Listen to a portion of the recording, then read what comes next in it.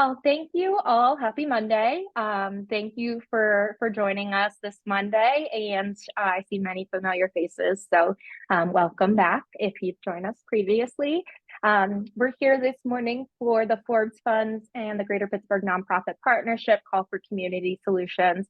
This is a call that we launched in March of 2020 to be an emergency COVID information meeting, and since then, based on feedback from you, we've kept this call as a weekly space where we can hear from subject matter experts, hear from each other regarding upcoming events or questions, concerns, and then look at a policy update from GPNP each week. I am excited to be hosting this morning. It's been some time since I hosted the call, so great to be here with you. And I'm very happy that our guest today is Jen Jackson from Bridgeway Capital.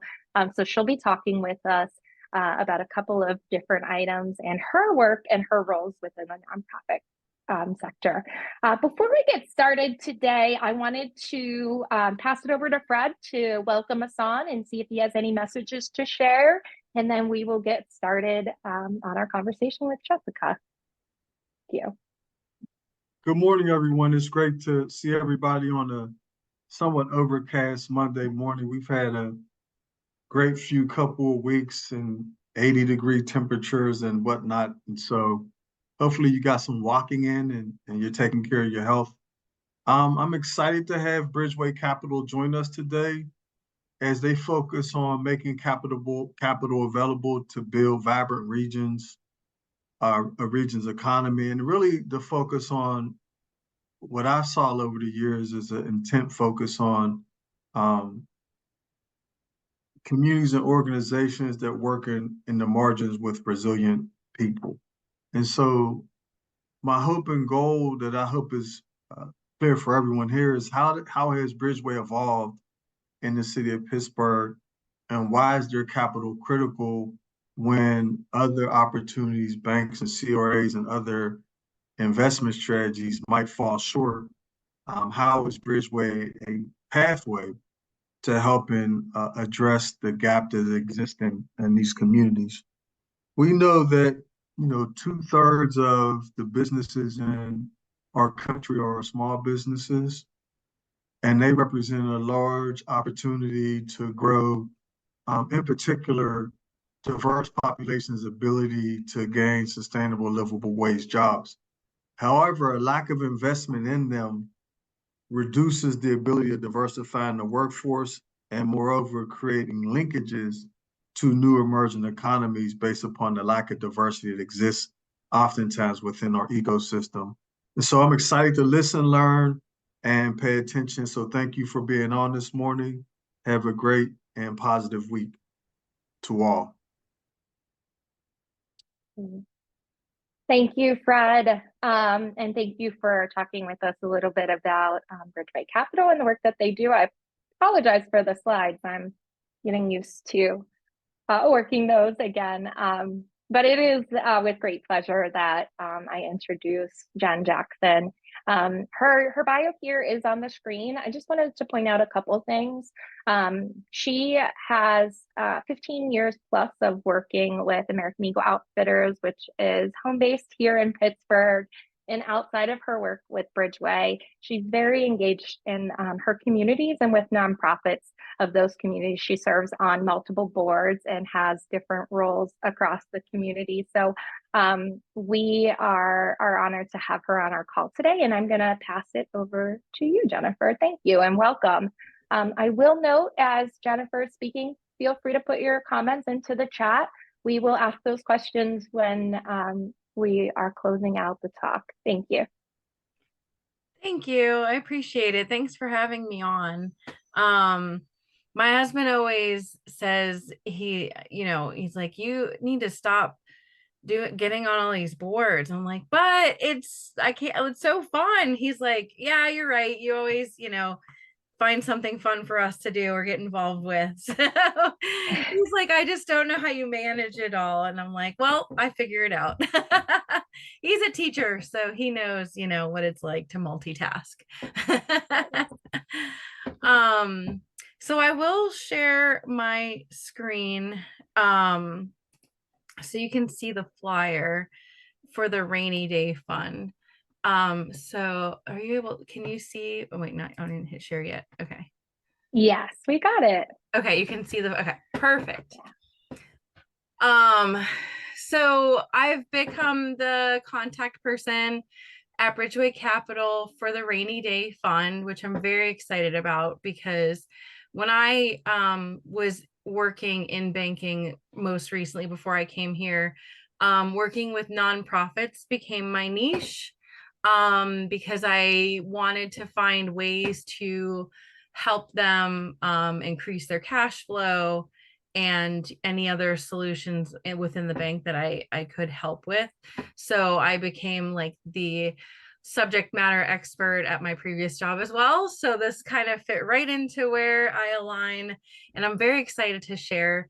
So the rainy day fund is a 0% interest cash reserve for nonprofits that they can use on buildings that they own and operate out of, so they can get repairs for that building up to $100,000. There is still an application process, and we will review financials, and I can go over the financials that will be needed for this process.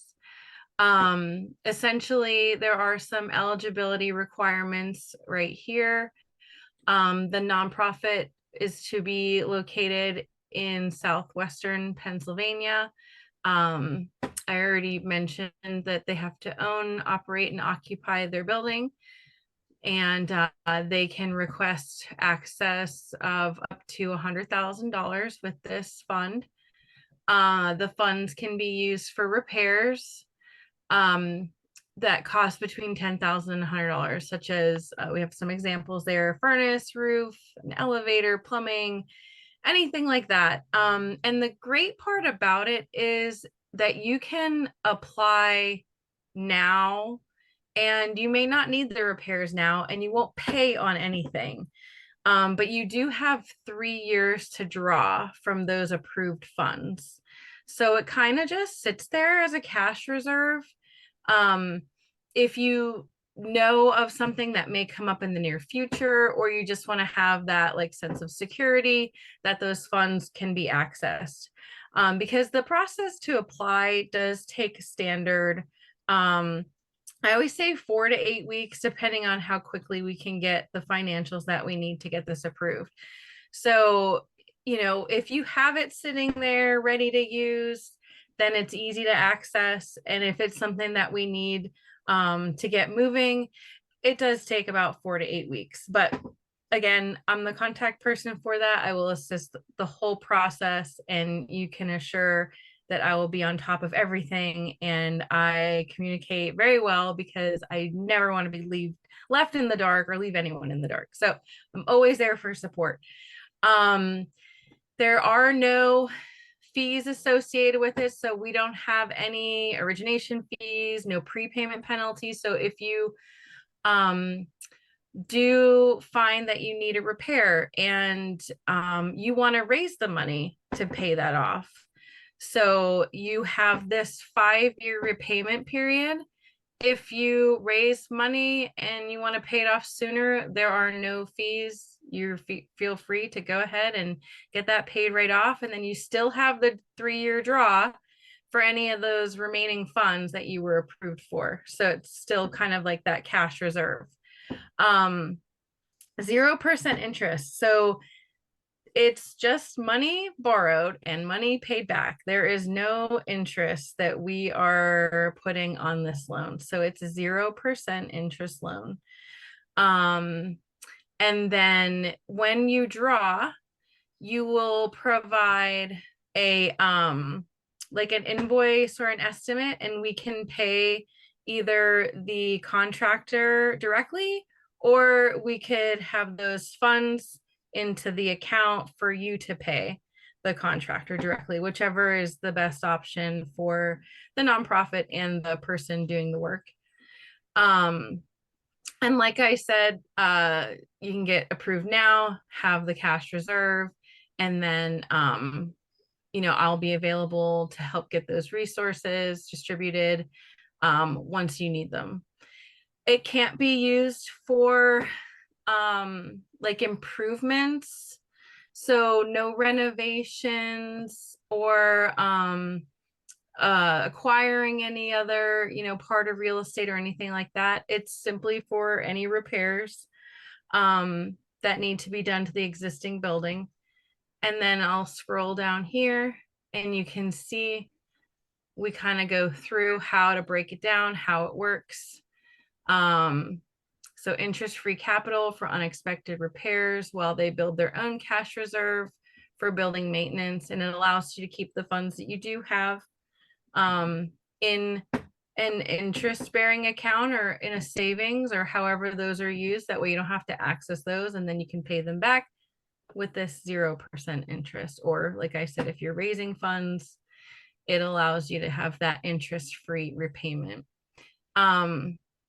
So you'll withdraw the funds when needed, only pay on what you use, and it allows you to say maybe create a savings plan or anything else that you can keep those funds that you've raised to yourself.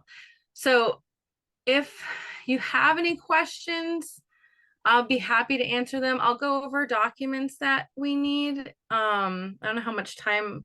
Do I have enough time to go over? Okay. Absolutely. Yeah. Okay, perfect. So I always say it's similar to like a home equity line of credit for your personal home. Like it just sits there until you need it. You don't pay on it. Some of them you do pay on, but this one you don't. So you don't have to worry about that. But how you use it is similar to a home equity line of credit. All right, so let me go over the documents that we need. Okay. So we need 3 years of 990s, an EIN assignment letter if there is one, if available, 3 years of audited financials. But we can work, we can kind of go through those things on a base to base. Year-to-date balance or some other documentation of cash position and most recent bank statement. So now that we're kind of fairly into 2024, just something year-to-date that shows your cash position. And then the 501c3 or 501c determination letter. Also a summary of the organization, just so that we understand what the nonprofit serves and just kind of get an idea of how, what their goals are, things like that. So nothing crazy, pretty standard. The application is easy. It's an electronic application. I'd be able to send the link. And once that's filled in, I can send electronic links, and then we can get those documents uploaded. So that process is fairly easy. And like I said, I'm here to support the whole way. So if anyone has any questions, I'll leave that part open. I hope I didn't talk too fast. No, thank you so much. Thanks. And we do have some questions. I'll encourage folks to continue putting those questions into the chat, and we'll definitely make this PDF available too. It looks like our first question is, would these funds be able to be used for sidewalk repairs? That's a great question. We can certainly take a look at it. If it's something that is causing concern for safety or something like that, we can absolutely take a look at that. If it's like what's the word I want?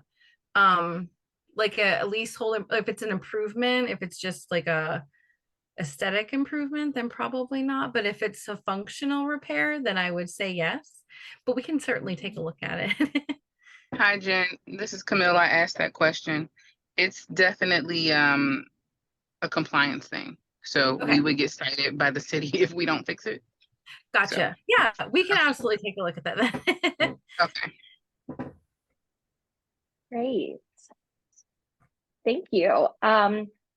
Somebody asked if they could put the link to Bridgeway Capital in. I am dropping the PDF that you see on screen that Jen just went over with us. I believe there's a link in there, and I will double check to make sure and put it in here too. Another question that we have is, an organization that leases their building, but they're responsible for all the maintenance on the building. Is that an area where they could apply? Unfortunately, no. Yeah, they have to own and operate it. Yeah, I don't see a way of being able to get out of that, because there are certain guidelines from the grant that we're able to use it for, and I think that's why it has to be owned and operated by the nonprofit. That was my question. This is Lorna Consensus Group. Yeah. We don't own it, but we lease the building, but we are totally responsible for everything. The maintenance all around the building, the repairing doors, whatever that goes on with this building. And we do operate out of this building. That's why I asked that question, because she asked about a sidewalk. We've been sued 2 times Oh, no. about some things around that we had to maintain. We carry the insurance, so that's why I asked that question. I mean, is there anything in the lease that says it? I can always go back to the leader that I'm working with to just double check, because that could be a one-off situation, but I can always ask. Yeah. Yeah, in the lease, it basically says we are totally responsible for anything and everything that goes on with this building. Okay, I will find out for you. I'll put my, oh wait, here, let me scroll down for my email again. And that way you have my contact information. It's right here at the bottom. And then just reach out to me. Yeah, I took your contact information. Okay, perfect. And I will find out. Oh, thank you. Yeah, and if you want to email that answer to myself or Emily, we'll get it out. I know I have 2 other nonprofits in a very similar building contract. So it'd be helpful to know that. We did get another question in the chat. Is Aline, sorry, I'm not sure how to say that, placed against the building? Can you What's see the question? Is there I want to say lien placed against the building, LIEN? Oh yeah, that's okay. I just can't okay. pronounce it. Yep.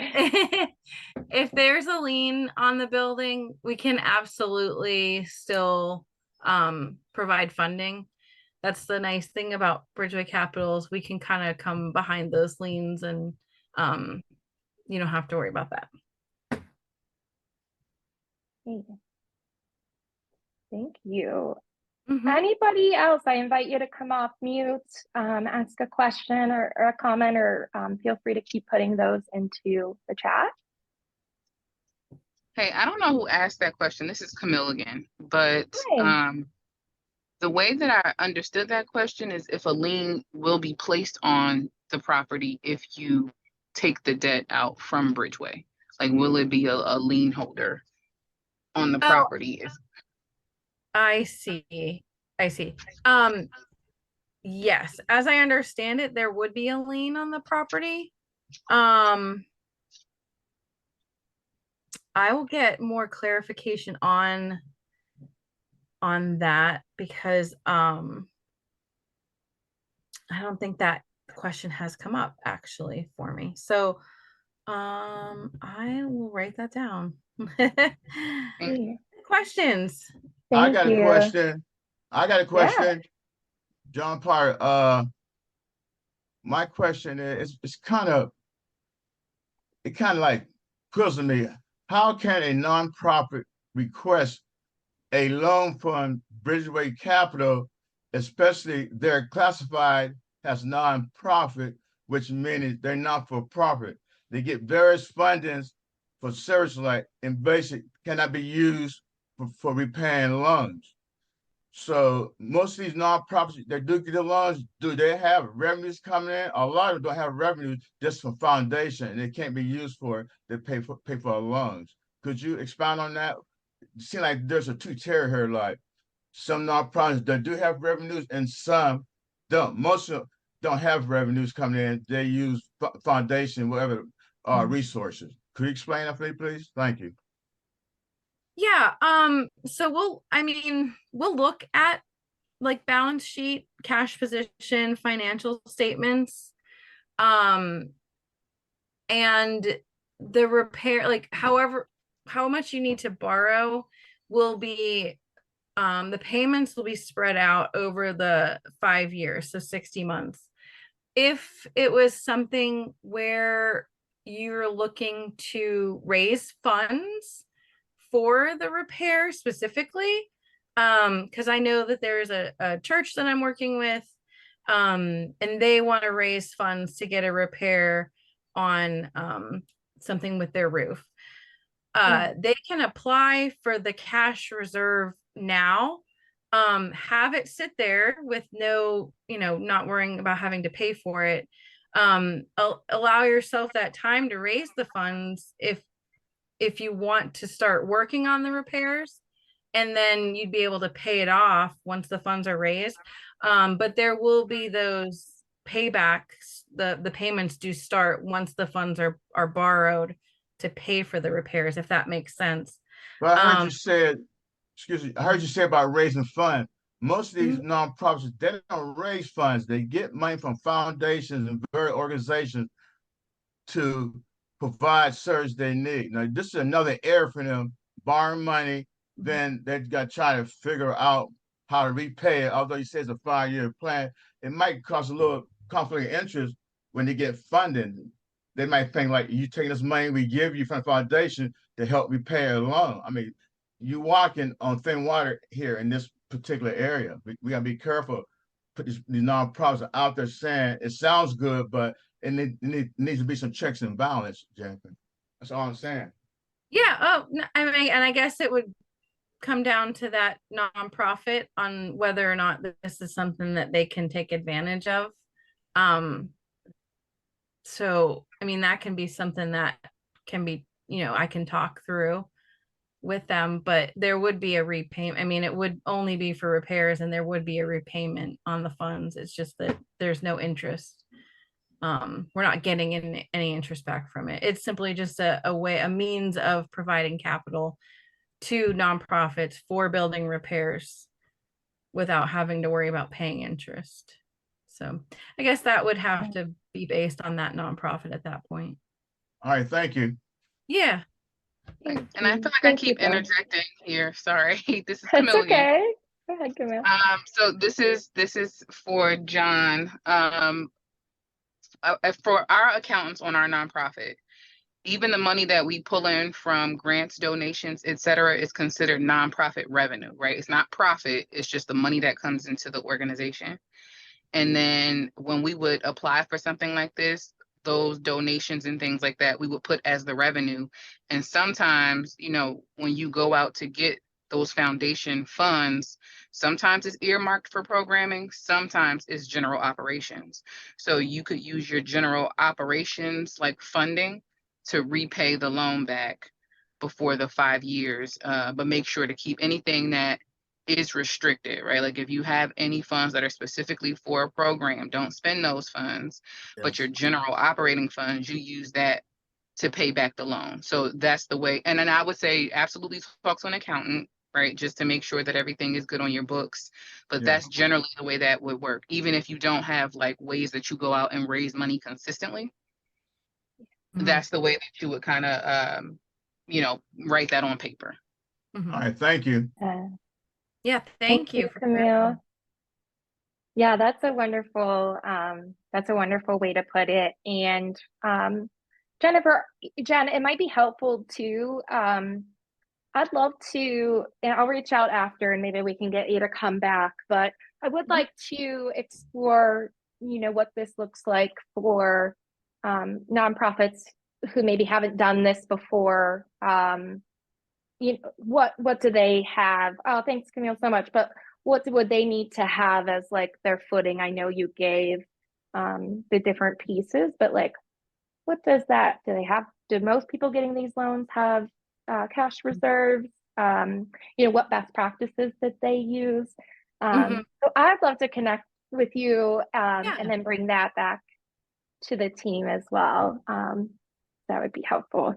Absolutely. We can do that. And then I can even get some of these questions answered just to kind of get more clarification on that. And we can revisit that. Absolutely. Oh, great. Well, thank you. Yeah. Any other final notes for Jen? Awesome. The other question is, are there other programs that Bridgeway is offering to nonprofits besides this one? I mean, so any of our loan products we can nonprofits can apply for. So if there is something that is a need for lending, that's not a building repair, if it's something else, we can absolutely lend to nonprofits. But our other loan products do have some costs associated with them. This one does not, and it's for specific use. And that's kind of why we have a special discussion about it, and I'm kind of the contact person for it because there are a lot of different points to it. But we do any of our loan products nonprofits can apply for, but like I said, there are costs, so just keep that in mind.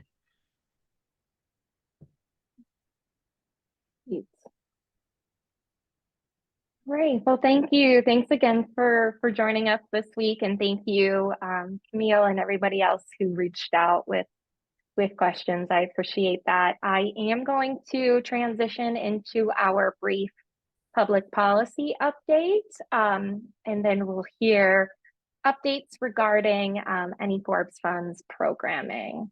Great. I just want to make sure Emily wasn't on before I do this. Okay.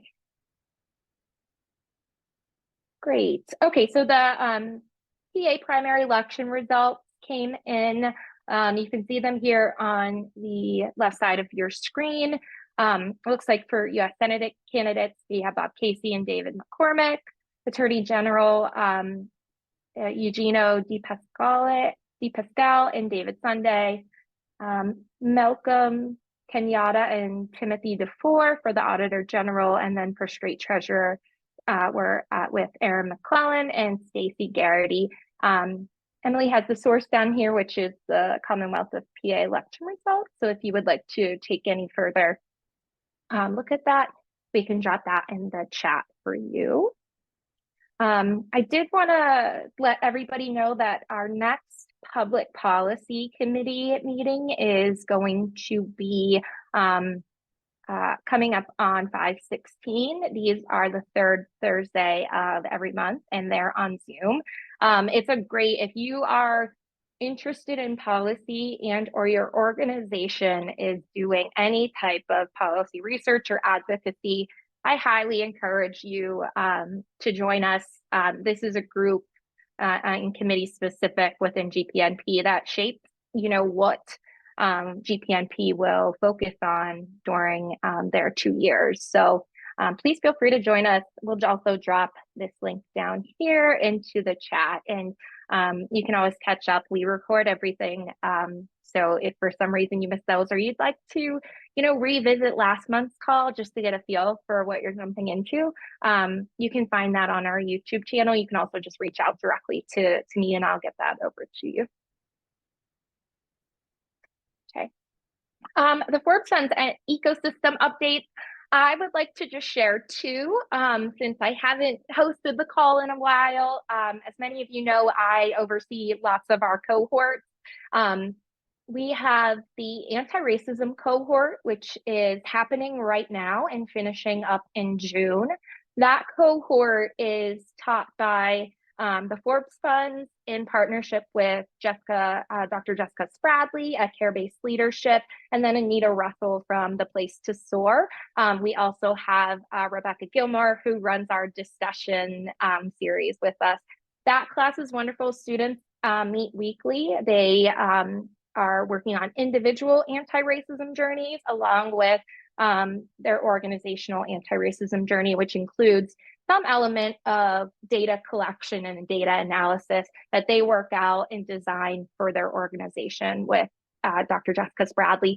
We are going to relaunch that cohort in early fall, just because we've had a ton of interest and want to make sure we can have another offering. So if you are interested in that work, whether you're doing that now and can't wait till fall, or just interested in jumping into it, please reach out to me. If you're familiar with Rebecca, Anita, or Jessica, you can also chat with them, but we would be happy to share information and at least just get you on our info list so that as we get materials, we can send those out to you. And then finally, Fred and I are at First Tee Pittsburgh every Wednesday morning in the spring and summer for our transformative leadership cohort.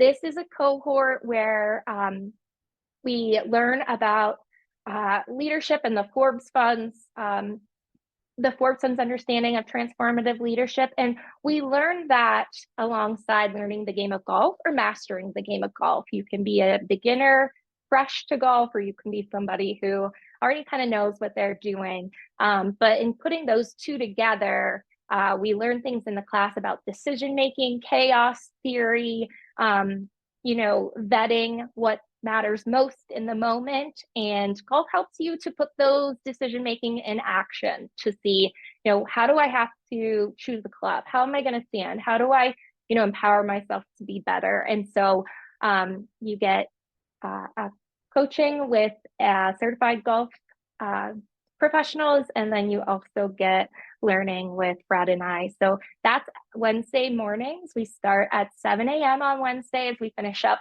by 10 a.m. and you are more than welcome to reach out to learn more or visit us on a Wednesday if you're interested in seeing what that's all about. We are kicking off this semester's class on Wednesday. We're going to be taking participants through the end of next Wednesday. So you do still have a little bit of time if you're interested. I'll also add that for our management assistant grants, we are in review for Q2. So if you are interested in a management assistant grant, please know that we're going into Q3. You can find those timelines on the forbesfunds.org/grant making. And you can reach out to me if you have any questions or concerns. Yeah. Okay.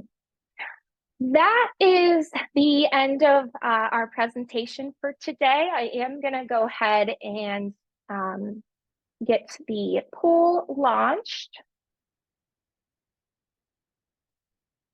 Okay, so that should be on your screen. Please take a moment to complete that poll. Your responses guide our framework for these calls. It also determines who we bring on as our guest speakers and what information you need to hear.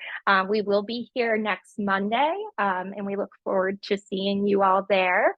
But thank you again for joining us this week. We hope you have a wonderful week. Please do answer that call before you sign off, and we'll talk to you soon. Thank you. Hannah, can I say one thing about TLC? Please. Yes. I would strongly encourage people interested. We're using golf as a metaphor to deal with complexity theory as leaders across race, ethnicity, and socioeconomic strata. And our focus is to build a framework for leaders to use golf also as a platform to build strong relationships, look at funding arms, and making connections with Congress people, senators, and other stakeholders that use golf as a place to have deep conversations. Over the time of 2 to 4 hours, you're spending quality time with key decision makers who still use golf as a platform to make decisions and make connections. The second thing is, in particular for emerging leaders, we create a safe space for people to have courageous conversations about the challenges that they face as new leaders, often unclear about all of their responsibilities. And our goal really is to support the growth and development of those leaders through gamification, making it fun, engaging, and transformational. And I say that in the sense that this will be our 4th cohort. Every cohort has gotten better, and there's a cap on how many people can be in the cohort. So those who are on the call that are interested should sign up pretty soon. I'm pretty sure we don't have a lot of spots left, but the partnership with First Tee has been phenomenal. You get also what I think needs to be said is you get coached by 2 golf pros to learn the skills. Dr. Kerlach and I teach the transformational skills around leadership. And then you also get an executive coach to address a problem you might be having within your organization or in your leadership from our executive and residence program. And so it's a very formidable program in regards to building strong coalitions, partnerships, and connections. And it is open both to men and women. We have cohort groups, so the cohorts are both comprised of males and females. So I just wanted to make that clear so that people understood that this is a much deeper engagement process that also has tactical skills attached to it, as well as ongoing training support. Thank you. Oh, thanks, Fred, so much. And you reminded me too, you'll be joining a great alumni group who is growing each year, and who we will continue to get together through different golf outings, after your cohort completion. So thank you, everybody. Again, thank you, Jen, and have a wonderful week.